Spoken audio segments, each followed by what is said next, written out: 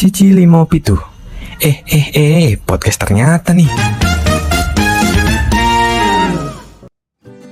Kalau ini ya, kan mahasiswa pasti awalnya mahasiswa baru nih, mahasiswa baru beradaptasi dengan lingkungan Malang yang dingin ini gitu kan. Habis itu mereka mengenal lingkungan kampusnya, yang mana tiap fakultas tuh punya ranahnya beda-beda, punya culture-nya yang beda-beda. Itu biasanya disinggung di medsos tuh biasanya orang-orang yang akhirnya putus asa, akhirnya memilih untuk hal-hal yang tidak seharusnya dilakukan. Terus akhirnya kan banyak menyarankan untuk masih enakan mie ayam kok gitu kan. Oke aja, besok ya bisa aja cemas dan lain sebagainya gitu. Caraku dulu lebih gini sih, yaitu tadi aku ngomong ke diriku bahwa oke, Andini, kamu udah melakukan yang terbaik versimu.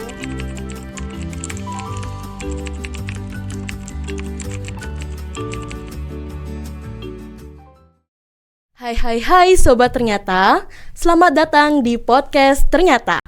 Gimana nih kabarnya teman-teman semuanya? Semoga selalu dalam keadaan sehat dan semangat menjalani perkuliahannya ya. Nah, di sini mungkin teman-teman ada notice sedikit berbeda untuk podcaster kali ini. Perkenalkan, aku Vidya bersama aku Manggar yang akan menemani teman-teman dalam berbincang berbagai hal unik dan menarik pada kesempatan kali ini. Nah, gak kalah seru dengan episode sebelumnya, podcast ternyata akan mengusung tema yaitu tren seporsi mie ayam ketika kecemasan, insomnia, dan depresi dinormalisasikan dalam kehidupan akademis mahasiswa. Nah, tentunya hari ini kita tidak sendirian nih teman-teman. Dapat dilihat ada yang wajahnya berseri-seri dari narasumber kita pada kesempatan kali ini.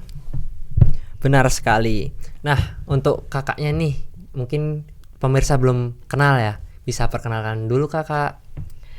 Oke, halo teman-teman, kenalin nama aku Andini, aku dari Sarjana Psikologi, yang mana sempat ya berkecimpung di dunia mental health dan sekarang juga berprofesi freelance gitu ya sebagai konselor.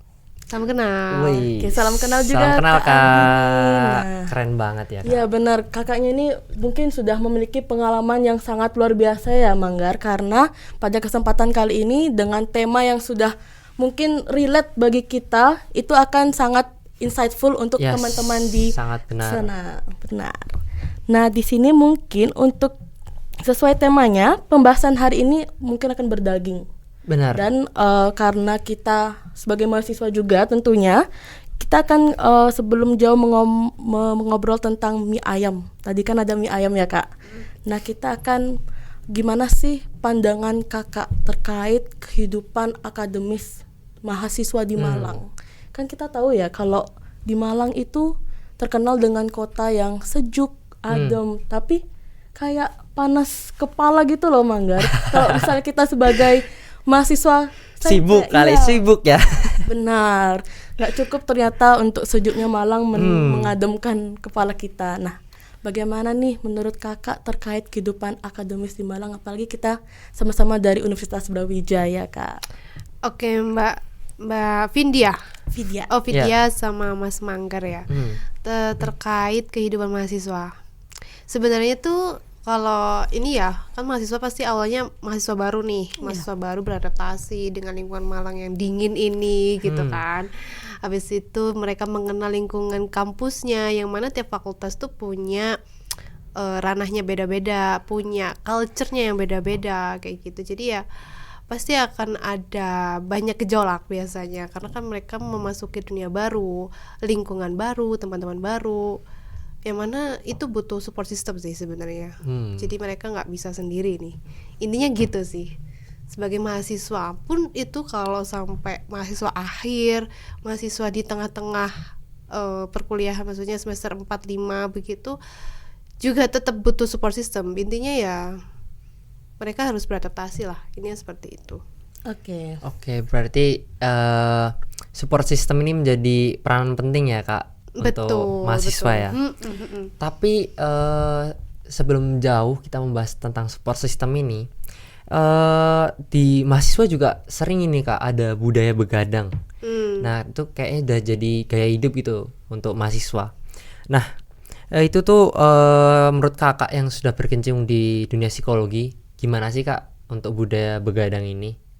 Oke, terkait budaya begadang ya, ini menurut saya pribadi ya, tidak mewakili instansi manapun begitu. Dan juga pengalaman pribadi tentunya. Begadang itu sebenarnya tergantung dari aktivitas mahasiswa tersebut begitu. Apalagi biasanya mahasiswa baru. Mahasiswa baru tuh pasti banyak tugas terkait ospek dan lain sebagainya. Jadi yang mengharuskan mereka harus begadang gitu. Tapi sebenarnya kalau mereka punya manajemen waktu yang bagus, tidak harus sampai begadang. Mungkin kalau begadang itu cuman ya 1-2 hari aja gitu. Tidak yang menjadi budaya yang tiap hari akhirnya tidurnya kebalik nih. Malam masih nugas, malah gitu ya, masih nugas. Paginya tidur. Itu kan nggak bagus ya buat kesehatan gitu. Yang akhirnya itu nanti lama-kelamaan juga akan ngefek ke mental health kayak gitu. Benar banget, apalagi kan kadang ya teman-teman mahasiswa bahkan kita tuh kayak membanggakan gitu loh kak, begadang terus karena sibuk banyak kegiatan kan katanya harus menghabiskan waktu-waktu muda gitu katanya. Sampai buat JJJJ gitu ya. Nah makanya apalagi kan sekarang itu memang begadang itu kayak memanfaatkan waktu yang nggak kita punya dalam waktu di pagi hari kan akademis, belum lagi sorenya. Nah itu mungkin dari kakak ada nggak sih tips manajemen waktu sedikit untuk kita agar tidak selalu begadang gitu? Oke, tips manajemen waktu ya. Sebenarnya gini, kita perlu tahu nih jadwal kuliahnya seperti apa, terus kemudian jadwal organisasinya seperti apa, kemudian mungkin ikut ekstra atau mungkin kegiatan yang lain itu seperti apa. Itu dicatat ya, pakai Google Calendar tuh bisa, atau mau pakai aplikasi pembantu lainnya juga bisa. Kalau yang biasanya suka nyatet di notes gitu atau buku harian tuh juga boleh. Jadi kita bisa nge-track nih, misal jam berapa sih biasanya teman-teman kalau kuliah? Jam 7, jam 7. Oh, jam 7. Oke, berarti jam 7 sampai jam 9 lah anggaplah kuliah. Habis itu istirahat sampai jam 10, jam 10 sampai jam 12 kuliah. Udah kan selesai anggaplah gitu. Habis itu istirahat tuh anggaplah sejam. Habis itu baru aktivitasnya lagi. Jadi sebenarnya kita bisa nge-track waktu itu gitu loh teman-teman.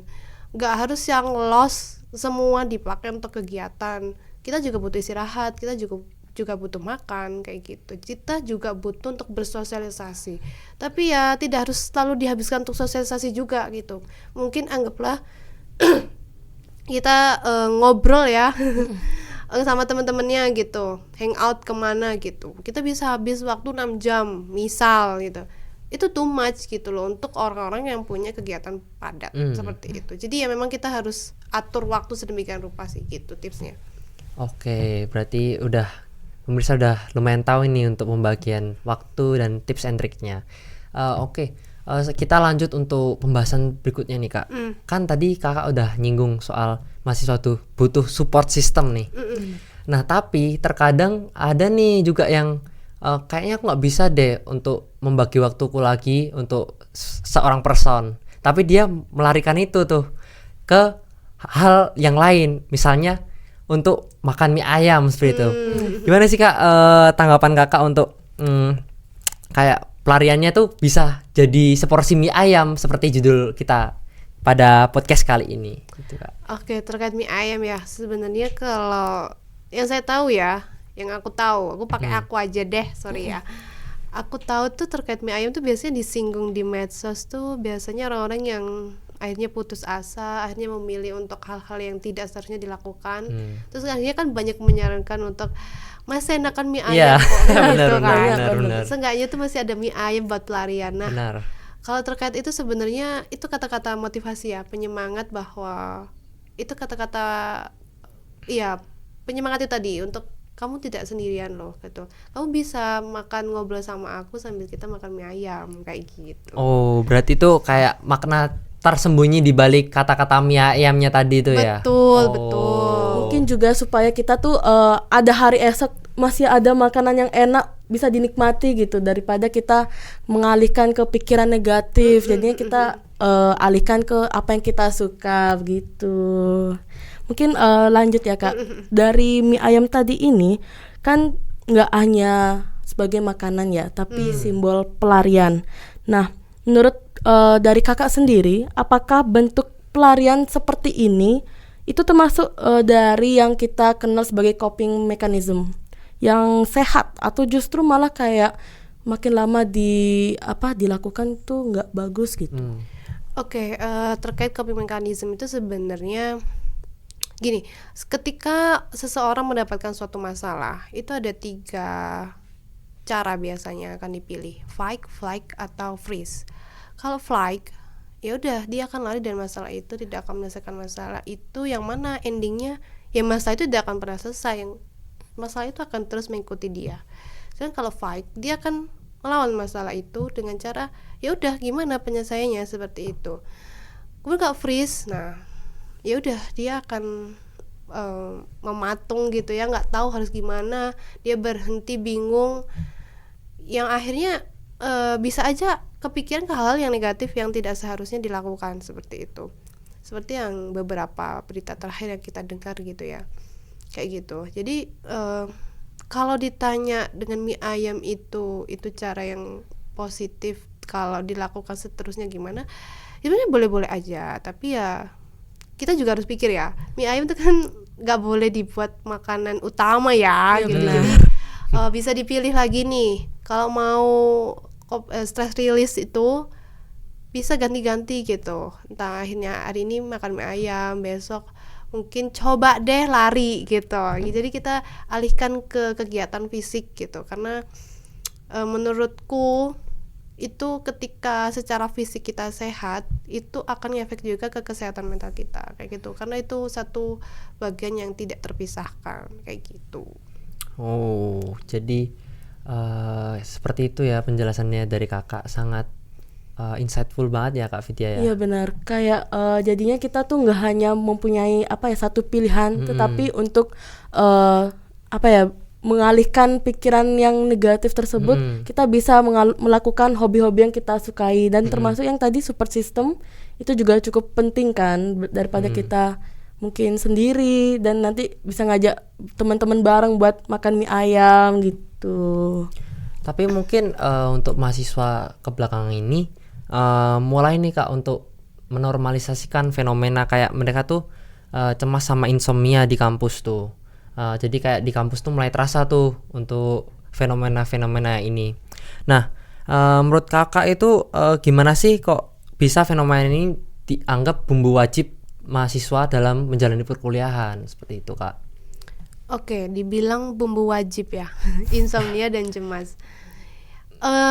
Kalau yang kulihat ya, mereka akhirnya kan FOMO atas prestasi atau mungkin tuntutan dari para orang tua itu bisa akhirnya melihat teman-teman yang berprestasi sangat wow gitu ya, bisa sampai internasional, nasional, juara ini itu gitu kan. Belum lagi mereka akhirnya karena masih masa adaptasi gitu kan ya, jadi mereka merasa dia kok bisa gini ya, aku kok nggak bisa. Akhirnya kita muncul tuh kecemasan kayak gitu, akhirnya insomnia karena ya akhirnya dipikir terus kan, akhirnya nggak bisa tidur malam, kepikiran overthinking sampai pagi gitu kan. Anggaplah contoh kecilnya terkait tugas gitu. Tugasku udah selesai nih sebenarnya, tapi dia tipe yang perfeksionis gitu. Aku nggak bisa ya dapetin hasil kayak dia ya, misalnya terkait desain gitu. Kok bagusan dia ya gitu-gitu. Itu dipikir sampai pagi, akhirnya insomnia. Akhirnya ketika mau aktivitas di pagi hari, misal yang jam 7 kelas, akhirnya nggak fit ya, akhirnya ngantuk dan sebagainya ya. Sebenarnya itu bukan bumbu wajib sih, itu tadi kita harus manajemen waktu, juga manajemen pikiran dan perasaan kayak gitu, bahwa kita harus menyadari gitu loh, setidaknya kita sudah berusaha yang terbaik versi kita tidak perlu harus selalu seperti dia atau mereka, karena tiap orang tuh unik ya, tiap orang tuh punya kelebihan dan kekurangannya masing-masing. Maka ketika kita tahu apa kelebihan diri kita, maka kecemasan itu seharusnya tidak ada, kayak gitu. Relate banget ya ternyata. Ini kayak pembicaranya udah kayak meranah. Oh, kita tuh pernah mikir kayak gini gitu. Terus dapat langsung jawabannya di depan mata, di depan muka gitu. Jadinya kayak mungkin dari kakak sendiri itu kan, apakah pernah seperti itu, dan bagaimana dari kakak pribadi itu solusi untuk masalah tersebut seperti cemas atau insomnia tadi gitu. Oke, ya kalau ditanya pernah atau tidak, ya pernah ya. Namanya juga manusia gitu kan, dinamis gitu. Kadang sekarang oke-oke aja, besok ya bisa aja cemas dan lain sebagainya gitu. Caraku dulu lebih gini sih, yaitu tadi aku ngomong ke diriku bahwa oke, Andini, kamu udah melakukan yang terbaik versimu. Yang penting apa sih tugas itu? Ini soalnya tugas. Ya. Selesai gitu, udah submit, udah. Sekarang kamu tidur, besok itu ada kuliah supaya kamu tuh bisa fit lagi gitu, bisa mengikuti kuliah dengan baik. Itu contoh kecilnya sih. Jadi perlu nih kita ngomong ke diri kita sendiri, jangan hanya dipikir aja. Jadi kita perlu ngomong sama diri kita sendiri, entah itu secara langsung kayak gini, atau kalau perlu sampai ngaca nih. Oke Andini, lihatlah di kaca gitu kan. Kamu kan udah selesai nih tugasmu, ngapain kamu masih mikirin hal yang tidak seharusnya kamu pikirin gitu loh. Kayak gitu, itu contoh kecilnya sih. Bisa aja nanti kalau misal hal-hal seperti itu nggak mempan gitu ya, itu tadi coba deh melakukan hobi yang lain, misal dengan main game atau baca atau journaling, atau ya udah kegiatan fisik, nge-gym, olahraga, lari dan lain sebagainya kayak gitu. Oke. Tetapi ini Kak, biasanya orang-orang kalau udah nemu pelarian tapi tetap nih nggak hilang untuk dia merasa depresinya seperti itu. Itu gimana sih Kak, menurut Kakak rasa depresi yang dimiliki oleh mahasiswa itu? Oke, mungkin aku lebih ke arah stres aja ya. Depresi terlalu psikologis banget gitu. Oke, stres. Biasanya kalau udah stres banget, udah melakukan hal yang dia suka tapi tetap ada gitu ya. Ya berarti butuh ke profesional teman-teman ya. Butuh ke profesional karena dia sudah nggak mampu nih menghandle-nya sendiri gitu. Ya mau nggak mau harus ke profesional supaya lebih cepat lebih baik gitu loh. Jangan malu, jangan takut, karena dengan datang ke profesional berarti kamu tuh sudah menolong dirimu sendiri gitu loh. Dengan kamu menunda-nunda itu akan semakin menumpuk permasalahan yang ada, akhirnya akan semakin besar masalahnya. Mungkin yang awalnya hanya stres ringan bisa aja sampai ke hal yang berat gitu loh, yang tidak pernah terbayangkan oleh teman-teman. That's why jangan takut ke profesional, gitu aja sih. Oke, berarti tadi ngomongin terkait stres ya. Mungkin dari Kakak tadi sudah bilang bahwa memang perlu diri sendiri nih dulu untuk menolong kita sendiri. Nah, menurut Kakak juga terkait stres tadi, Kakak lebih memilih menjadi mahasiswa yang super produktif nih, aktif di sana sini tapi stres gitu, nggak menghandle cukup semuanya, atau yang seperti santai tapi seimbang gitu Kak? Ini versiku ya. Atau gimana? Versi Kakak. Mungkin bisa versi Kakak sendiri, terus kalau kamu menyinggung secara general juga ya, saran Kakak gitu. Kalau versiku sendiri ya, sejujurnya aku tipe orang yang produktif ya. Produktif artinya kelimpungan gitu. Jangan dicontoh ya, jangan dicontoh gitu. Ini hanya pengalaman pribadi aja. Jadi ya produktif tuh boleh, tapi harus tahu waktu gitu loh. Seperti yang aku bilang di awal tadi, harus manajemen waktunya tuh harus tertata benar-benar baik gitu. Harus ada waktu untuk istirahat gitu. Jangan semua-muanya dipakai untuk kegiatan seperti itu.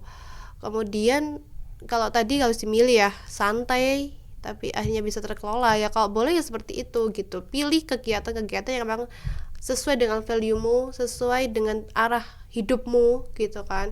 Misal nih teman-teman dari pertanian mau jadi apa biasanya? Pembisnis, anggaplah, aku nggak tahu ya arah karirnya seperti apa kalau di pertanian. Anggaplah pembisnis. Ya udah, berarti teman-teman ikut kegiatan yang ke arah bisnis terkait hasil tani gitu-gitu kan, atau marketing terkait hasil pertanian. Ya udah gitu aja. Nggak usah tuh ikut-ikut ke arah HR atau apa gitu kan, karena nggak relate teman-teman kayak gitu. Intinya harus tahu prioritas. Nah, skala prioritas gitu loh. Dari semua kegiatan yang teman-teman ikuti, mana nih yang menjadi prioritas utama teman-teman? Entah kuliah atau kerja ya, mungkin ada yang kerja gitu. Ya itu tadi, dibuat skala prioritas dulu supaya lebih mudah dalam menjalaninya. Oke, jawabannya sangat ini ya Kak, Iya. sangat berdaging gitu ya. Tersentuh gitu Ya, untuk sebagai para mahasiswa ini. Kemudian karena kita juga mahasiswa dan juga pasti ada nih anak-anak rantau ataupun juga dari luar kota yang ke Malang seperti yang sudah kita bahas tadi di awal Kak.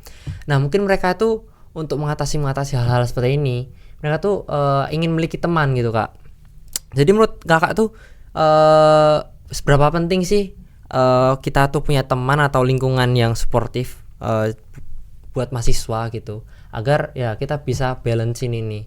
Terkadang kan juga misalnya kayak Kakak yang produktif ataupun juga yang suka ikut kepanitiaan seperti itu kan pasti nambah temen tuh kayak gitu Kak. Gimana menurut Kakak? Oke, kalau menurutku sih itu sangat penting ya, support system, teman itu. Support system itu sebenarnya nggak hanya dari teman-teman, bisa aja dari keluarga yang misalnya Kak rantau ya, berarti anggaplah ada jam-jam khusus untuk telepon, saling cerita, saling menyatakan kerinduannya gitu. Atau mungkin yang punya pacar itu juga support system sebenarnya. Kembali lagi ke teman-teman tuh lebih prefer mana nih support systemnya, dari teman sendiri di kampus atau sahabat atau pacar atau orang tua kayak gitu. Dan seberapa penting, sangat penting. Kemudian apa tadi? Ini untuk kita tuh kondisi lingkungan yang support ini itu bisa membantu kita nggak Kak untuk survive nih? Oke. Ya bisa dengan cara yaitu tadi telepon sama keluarga, itu kan juga akhirnya kita bisa merasa tidak sendirian ya di tanah rantau yang jauh, tidak punya siapa-siapa, tidak punya saudara gitu ya. Itu juga stress release sebenarnya untuk mama, bapak. Aku sendiri nih, aku baru menyelesaikan hari pertama aku kuliah gitu. Mohon doanya ya, mama bapak di sana gimana gitu-gitu kan biasanya. Ya itu tuh sebuah tempat gitu ya, sebuah wadah untuk akhirnya oke, aku di sini berjuang untuk menggapai cita-citaku, untuk membanggakan orang tuaku. Ya aku tidak boleh nih menyia-nyiakan kesempatan yang ada, maka aku harus semangat. Akhirnya di situ kan muncul lagi semangat untuk ikut kuliah hari berikutnya seperti itu. Contoh kalau support system dari orang tua. Kalau dari temen gimana? Ya udah, gimana kuliahmu gitu kan? Aman nggak, lancar nggak gitu kan? Terus ya nih susah ya ternyata pertanian ya gitu. Anggaplah bagi orang-orang yang nggak familiar dengan pertanian nih gitu kan, baru masuk. Iya, ya udah nanti kalau kamu nggak bisa sharing aja kita, gitu kan bisa, gitu kan. Jadinya kita merasa, oke, aku kalau kesulitan aku punya temen nih untuk sharing mata kuliah. Itu contoh kalau dari teman. Kalau dari pacar, ya tahu ya, saya nggak pernah punya pacar ya. Sleep call. Oh ya, itu sleep call juga bisa kayak gitu ya. Macam-macam caranya teman-teman. Tinggal sesuaikan kalian tuh kayak gimana caranya gitu. Berarti selain coping mechanism yang makan mie ayam, ternyata tuh ada banyak ya teman-teman. Bahkan mungkin tanpa sadar kalian di sana, di yang nonton ini juga udah melakukan gitu coping mechanism yang sudah Kak Andini sebutin tadi, kayak misalnya telepon keluarga, terus membangun sosial seperti itu. Benar-benar. Jadinya kayak ternyata kehidupan di perkuliahan itu cukup kompleks, nggak hanya sebenarnya mengandalkan diri sendiri tuh yang utama, tetapi ternyata support system inilah dan bagaimana cara kita coping mechanism tadi tuh menyelamatkan kita, apalagi yang anak rantau tadi ya. Karena semuanya tuh kan pasti ada yang udah siap mungkin jadi mahasiswa, ada yang belum siap sebagai mahasiswa, mungkin gitu ya jadinya. Mungkin dari kakak juga ini pertanyaan terakhir sebenarnya Kak. Jika kakak merasa burnout atau kayak ya tadi ya di luar support system, bagaimana kakak menyelamatkan diri kakak sendiri dari hal kecil begitu, misalnya kayak ya tadi ya dibilang hobi dan lain-lainnya itu gitu Kak. Oke, aku mengulang ya sebenarnya ketika aku juga nggak bisa menghandle permasalahanku sendiri, ya aku cerita teman-teman, aku konseling. Sebagai konselor aku juga butuh konseling ya. Jadi ya namanya manusia, makhluk sosial, nggak bisa hidup sendiri. Mau nggak mau kalau kita sakit juga butuh dokter. Dokter pun kalau sakit juga butuh dokter yang lain gitu loh. Kayak gitu ya contohnya. Jadi kalau aku nggak bisa menghandle masalahku pun ya juga aku akan cari bantuan. Itulah pentingnya untuk kita punya teman, untuk punya support system itu tadi ya. Terus ya udah datang ke profesional aja sesuai dengan orang yang kalian percaya, seperti itu. Gitu sih. Oke, kalau boleh jujur ya nih, selama pembahasan ini sangat insightful banget ya untuk pembahasan kita kali ini, terutama untuk kita mahasiswa. Iya. Nah, terus kemudian Kak, kita mau membahas nih tentang tekanan nih Kak, tekanan yang mungkin kita hadapi nih Kak sebagai mahasiswa, baik tekanan yang positif maupun negatif yang kita bisa terima nih dari lingkungan kayak gitu Kak. Tekanan ya, tekanan cara menghadapi tekanan gitu Kak. Iya. Lebih ke ekspektasi mungkin, kayaknya tekanan tuh datang dari luar atau dari kita sendiri begitu. Sebenarnya Kak udah menghadapi ekspektasi ya. Ekspektasi siapa nih? Orang tua atau ekspektasi orang lain ke kita? Mungkin kalau mahasiswa mungkin ekspektasinya dari orang tua sih lebih banyak sih Kak. Dari orang tua ya. Saya kalau dari orang tua tuh iya, itu sih ya sebenarnya agak struggle juga ya sebenarnya ya. Kadang anggaplah nih, jadi aku nih misal aku masuk di jurusan kehutanan gitu kan. Orang tua aku tuh nyuruh aku masuk ke kehutanan gitu. Ya mana sebenarnya aku tuh nggak ngerti nih kehutanan tuh ngapain sih. Masa aku harus ke hutan dan lain sebagainya, mana aku tuh nggak suka gitu loh. Artinya mau nggak mau untuk demi gitu ya membahagiakan orang tua, masuklah aku ke kehutanan. Akhirnya karena aku nggak ngerti apa-apa, ya udah pokoknya ikutin kuliah aja. Tapi lambat laun itu akhirnya aku muncul kebosanan dan juga tekanan juga, karena kan anggaplah di kehutanan itu sulit mata kuliahnya ya untuk aku. Akhirnya aku ngomong lah sama orang tua, anggaplah kayak gitu ya ceritanya. Oh ternyata orang tua tuh marah besar gitu, karena mereka tidak mendapatkan ekspektasi mereka ke aku gitu. Ya hal-hal seperti itu sebenarnya komunikasi ya teman-teman. Kalau misalnya terkait ekspektasi ya, orang tua ke anak gitu, itu contohnya ketika kuliah, atau mungkin contoh hal-hal lain ya. Intinya gini ya Pak, harus komunikasi gitu ya kalau menghadapi tekanan. Tapi kalau misal pun nih anak sudah mengkomunikasikan ke orang tua tetap nggak bisa, ya berarti butuh momen gitu loh. Ya udah kita maksimalkan apa yang sudah kita ambil. Anggaplah aku sudah ambil kuliah di kehutanan, aku akan selesaikan itu. Tapi di satu sisi aku juga akan mengejar cita-citaku.